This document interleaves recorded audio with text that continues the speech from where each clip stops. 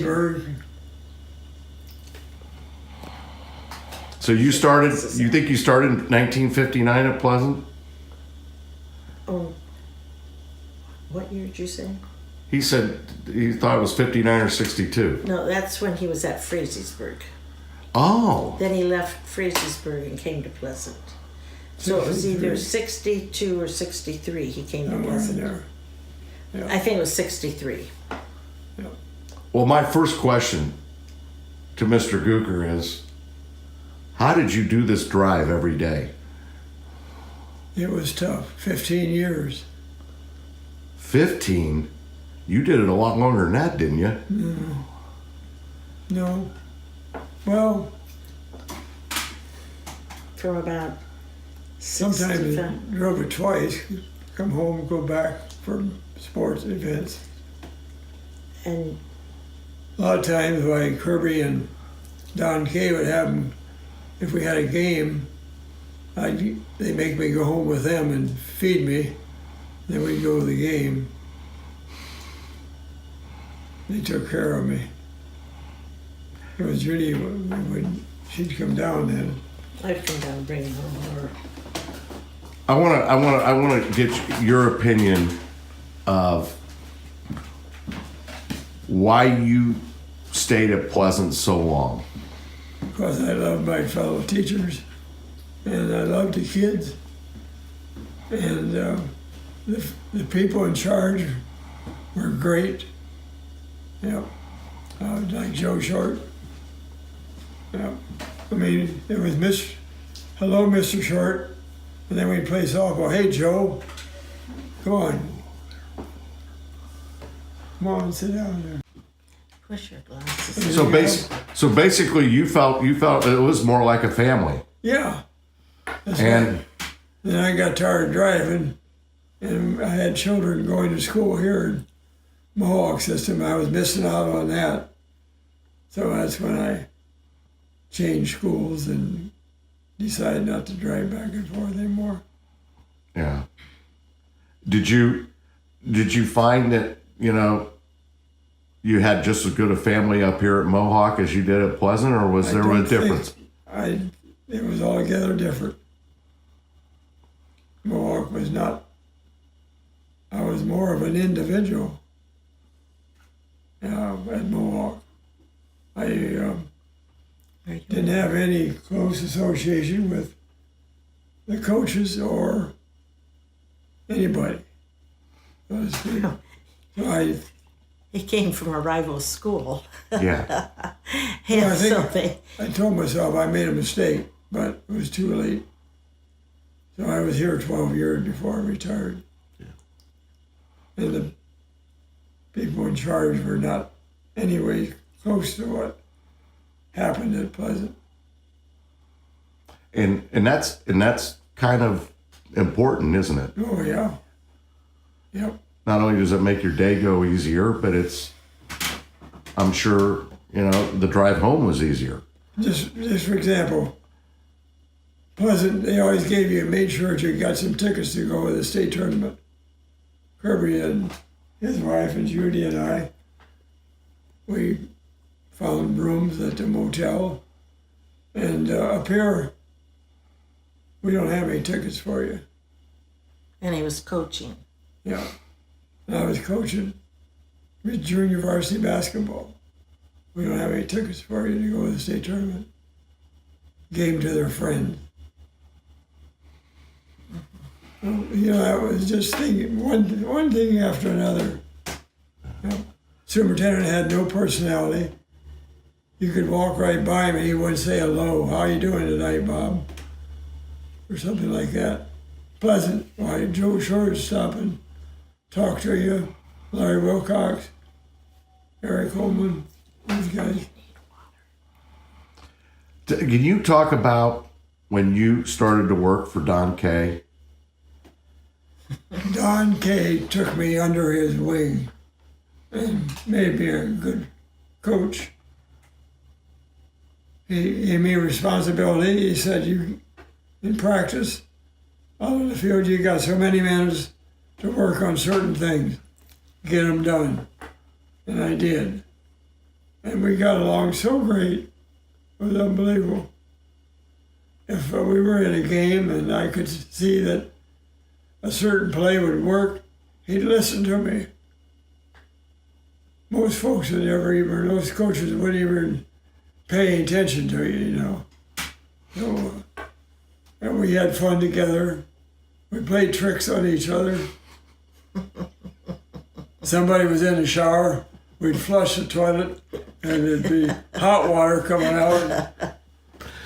Just things like that. We wore the same pants in practice for years, and they'd stand up in the corner.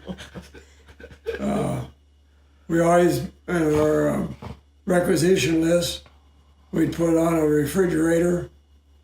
Joe Short said, you cannot get a refrigerator because you put a keg in there of beer. And that would not work too well. Yeah. We'd go to New Wrigley and get a bunch of home, and he'd always say, we got to go to New Wrigley. And so we'd go, but Larry couldn't. He had something going on. So we'd collect all the bones and bring it down and put them in his locker. And I can hear him yet coming down the hall. You blankety blank blank blank people putting those bones in you could smell them, you know, because it was. So we did things like that all the time. Yeah. When you, I'm going to take you back to 72, the state championship season. When did you know you had, I mean, obviously you were state champions the year before, but this would be the first year of a playoff. Yeah. And did you think these kids, did you have any inclination that this was a really, really good team? Well, they had talent. We knew that. Our tackles could run as fast for 40 yards as Max Midlam or Terry King. And I had all those kids in class, and you had to shove them out the door. Or basketball practice, you had to turn the lights off because they just wanted to play and work and do things that were different from what we were used to. But they were outstanding parents, outstanding students, intelligent. And then after they graduated, they all got good jobs, chiropractors, business people. Unbelievable. So you kind of did see during that season that you were going to go to a playoff, but We had a chance. you had a chance. Yeah. And really defensively, there was nobody that could really score on you guys. No, not really. They were fundamentally sound. Yeah. And that was because we worked hard at it. Yeah. He needs some water. One other quick question about that 72, because that was the first ever playoff. So did this, as coaches, feel like a validation? Because you were AP and UPI state champions prior, but having to play Lorraine Clearview, in that final game, did it kind of like validate you guys as like, we did do this, and this was earned, not It wasn't given to us. Yeah. Because they were a better team, I think, overall. Lorraine, Clearview, and the kids, you just knew that they were going to do something to win it. Didn't know what, but we knew that there was something going to happen, and it did.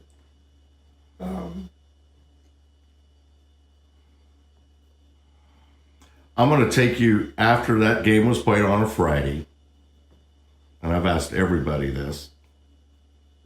Saturday, you turn around, and you got to play Marion Catholic. Right. And now you're taking your football cleats off, and now you're getting in a gym. Was that? Stan Kirby could have created a problem. You cannot play basketball, or you cannot play football all the time. You got to do a little bit with basketball. Well, we went and shot free throws, and that was it. Made some layups or something. And Marion Catholic, I think, what was that? They were ahead by 2 points in fourth quarter or something like that, and they never scored a point the entire fourth quarter, and we scored, I don't know how many points, but beat them by 15 maybe, something like that. They couldn't believe it. But there was never ever talk of canceling that game from your guys' end, correct? That's right. No way. And Mr. Kirby's quote was, the Marion Catholic people wanted to cancel it, but Mr. Kirby didn't want to take 2 weeks and just practice. He just felt like everybody else will then be farther ahead. See, there was another thing. They were so smart. Kirby, King, or Kay, Short, Midlam, they were so intelligent, and they worked this out. They didn't jump to conclusions. They said, this is what we're not going to cancel. We can work it out, and they did. And you win 24 straight games. Unbelievable. Yeah. That state championship game, and I remember it, but I mean, to play again, you're playing another team that probably, if you would have played 10 times, you probably only would have won one of them. Correct? Yeah. So then there was another scenario that, you were both undefeated, but they were bigger, Pleasant was overmatched again. It was. We had kids that could make an adjustment. If you had a problem on the floor, and they were a better player, and we just fundamentally could give them an idea what to do defensively, maybe. For example, Max, the guy that he had to guard in the championship game, had 20-some points the game before, and Max guarded him, and he had 4 or 6. Just things like that. He knew with Jimmy Guy, if you put him in, he's going to make a basket from the corner, or 2 or 3. He knew that Mark was going to rebound. Terry King. Max couldn't shoot a free throw like you should, one-handed. So Kirby said to me, you take him to the side after practice and show him how to shoot underhanded. And that was what I used to do when I was playing. And the kid,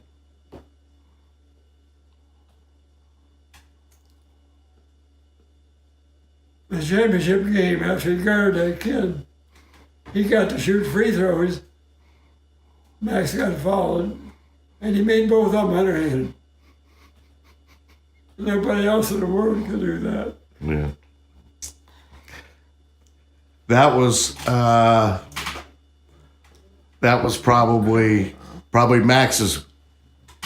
Yeah.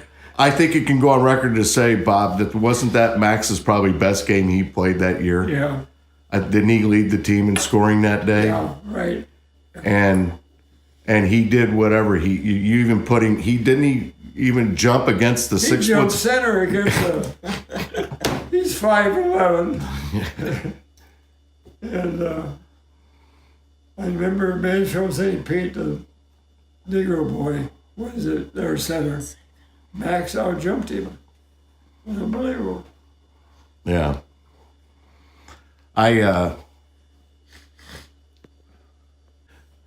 Bob, what did you enjoy most? Did you enjoy coaching basketball or football? Was there There wasn't any division. I mean, I don't know what the right word is, But you ended up not coaching football at Pleasant. yeah. When my boys here started Right. playing football, I told Don that I wasn't going to coach football, and he understood. I had no problems. I felt that I was a junior varsity coach, and we did things to show them how to play defense or stuff like that. Some of those kids, they were only 5'10", and they could out-rebound teams bigger than them. There was the Sens boy and Jimmy Russell and Steve Freshour, Fink, and Larry Fink. What about Terry King? I didn't have Mark. Mark and Midland and Guy, they went to varsity right away. And King did too. King, yeah. He went to varsity. If you could, I'd like for you to touch on your relationship with Stan. Because it seemed like even when I was in school, you guys meshed very well. Oh, yes. Again, he would say, now we're going to work on this tonight. Lichtenberger was in on all this. And I'd work here, and Doug would work there, and Stan would work here, and we'd all come together towards the end of practice, and things didn't work out right. We'd stop and straighten it out, and try to do what we thought was the best thing to do. I never had any problems anywhere, anytime, with the coaches, with those guys, Mr. Kirby and Don Kay. I asked Stan, and if he ever felt like the need, if he wanted to move on, maybe, example, go to a coach basketball at a bigger school or whatever. And his response was he was very content to be at Pleasant because he admired the family aspect of all the teachers, how everybody, Right. Everybody took care, I guess it wasn't like fake, people really did get along. And, he goes, it was a great community, to be a part of. And I know you went to Mohawk, but the thing that was interesting with Stan was that, I always looked at him as a fundamental kind of guy, and I think that's probably what Don Kay was. Yeah, they were. They both stress fundamentals all the time. Yeah. But I asked Stan if he thought if he would have went to a bigger school, could he have done probably the same kind of job? And he said probably he could, because you just have more people to look at and try to formulate 15 guys on a team. But did you ever once feel like, after, a couple times that you wanted to be a head coach? No. Never had any desire to be a head coach. Because there was always difficulties with parents. Just a number of different reasons why. I drove back and forth to Pleasant because I wanted to. Right. Well, you got your fair share of technicals during basketball games. Oh, why? Yeah, about one a year, maybe two. What would you say if I asked you now? Bob, would you say your bucket list is complete? Is there anything you want to do or wish you could have done, or? Oh, not really. Just do my job. He was showing sheep in the summer times and things, and after school had chores, and in the morning before he went to school, he did very well with the sheep, and we showed him throughout the United States.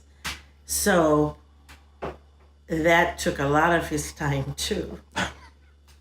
And I said I wanted to show sheep and have sheep till I was 80, 82 or something like that. Well, then our sons kind of went their ways, you know, and we just saw that it couldn't be done anymore. Garth was teaching and had children, and he was 90 miles from us, and he was Bob's fitter and shower.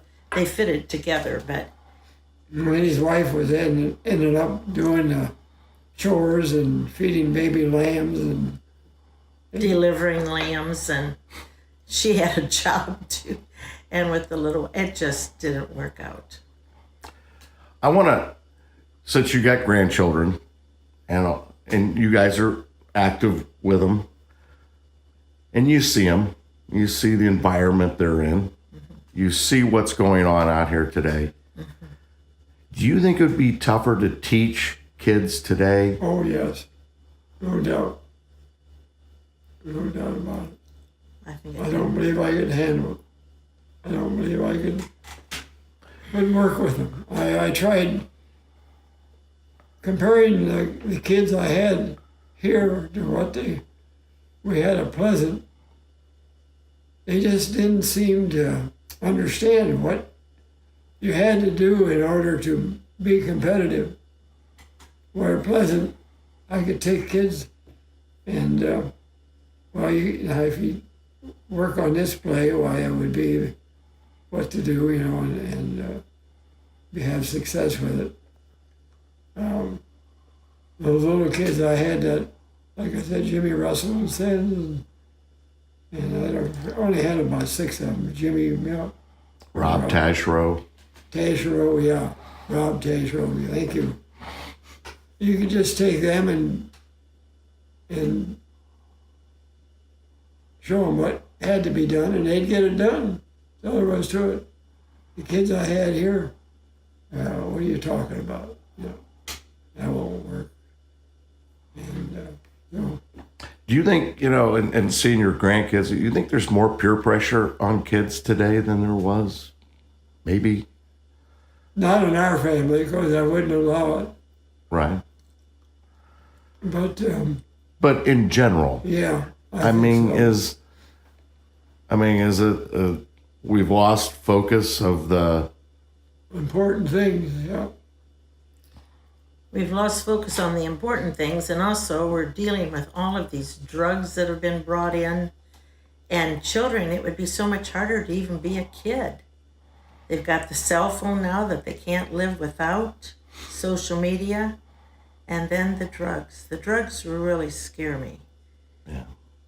I just think that, and I taught everything, but in subbing, but when I was teaching, I taught 6th graders for 25 years, and I did also teach the other classes while I was teaching, but 6th graders are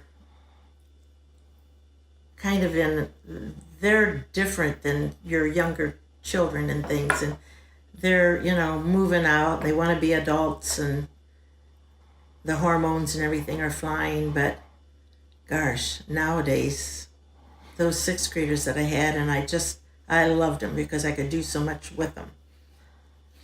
But now, they're so much older acting even than they were when I had them.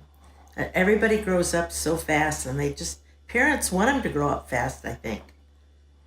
They promote it. And the dress and everything. Bob, how long have you been married to Judy? almost 50 years. 50 years next year, Next July. next June. Next or June. July. July. Yep. Sounds like to me that's going to be a pretty big celebration. Well, we thought we had a big celebration on our 40th.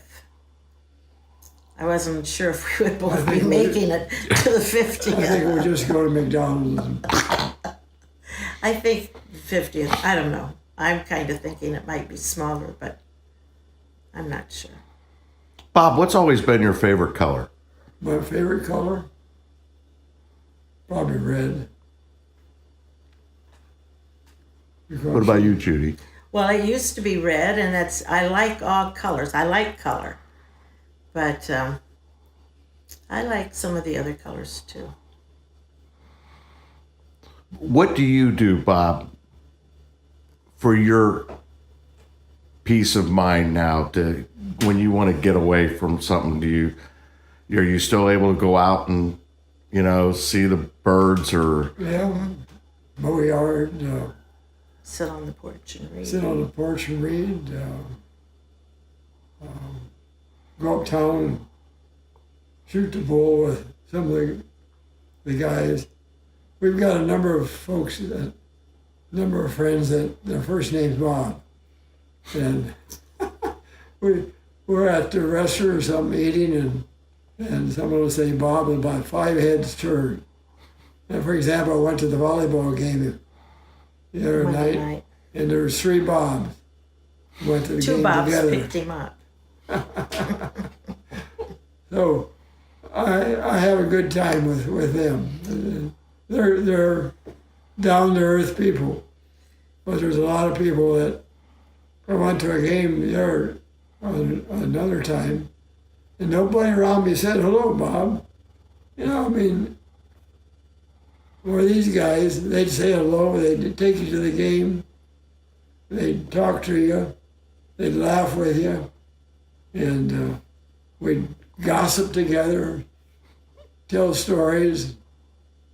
But, He does watch all sporting things. yeah, And the Cleveland Indians right now. Cleveland Indians drive me nuts. Did you always know you wanted to be a teacher? I think so. I mean, so when you graduated from high school, No, you wanted to play professional ball, didn't you? Did you want to play professional ball? Oh yeah, I'd love to been able to be good enough to play baseball or a professional team, but I had a chance to go to a summer league of some type. My dad talked me out of it. I'll never forgive him for that. I wish I'd have had a chance to try it. I could have told myself, no, you're not good enough. But I thought I was. He pitched for Heidelberg College. yeah. Yeah. And I always told Joe Short I struck him out because he went to Ashland. And I pitched that game and we beat him.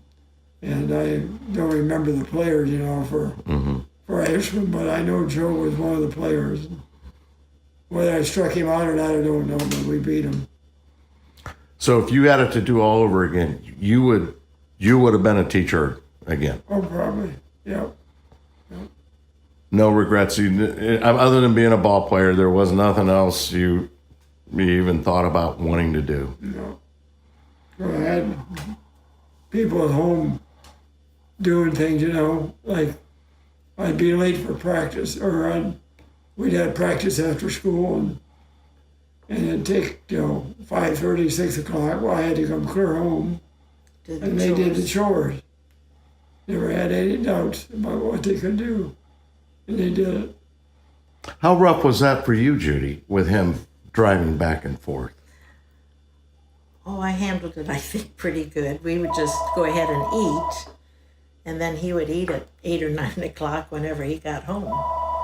One time, I took the kids and we went over to Republic or something, probably, and we didn't get the chores done exactly, and then the kids we had a couple scrambled pigs in the barn.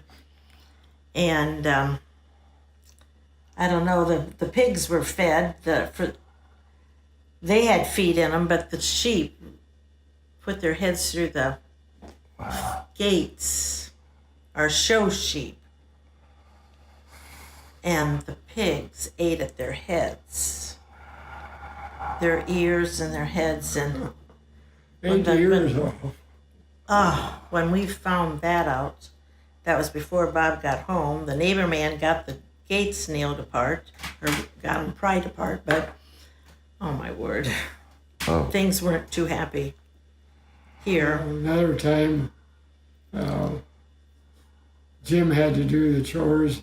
He left the gate open. You were in the Bahamas with the biology I was class. down in the Bahamas with the students, and the sheep got out and ate us. We had a nice garden. Well, they ate the And we had 150 hybrid tea roses in the backyard too. And I was doing flowers for a national sheep show and sale in August, and this was probably in June. Yeah.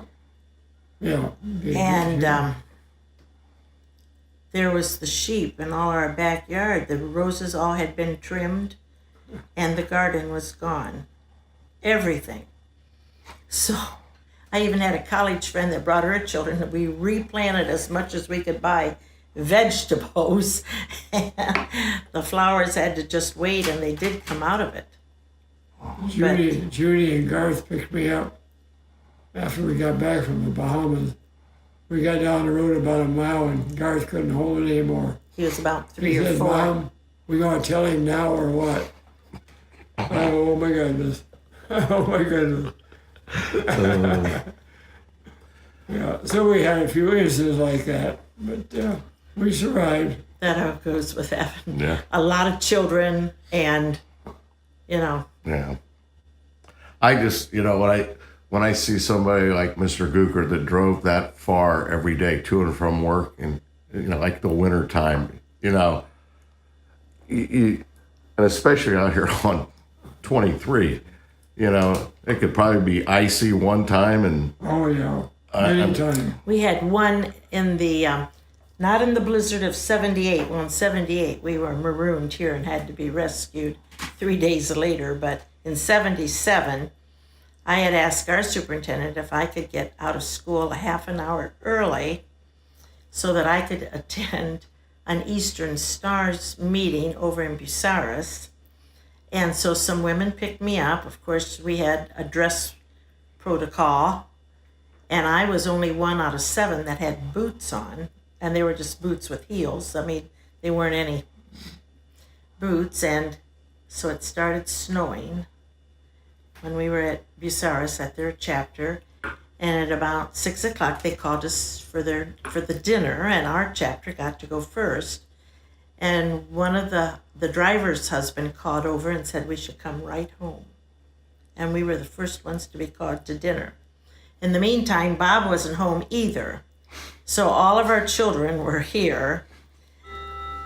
I never did make it home that night because we got stuck out on 30 by Winford School, and the semi had jackknifed, and we went down a little side road with our heads hanging out the window to try to tell the driver if she was on the road or in a ditch. And we finally got back out to 30.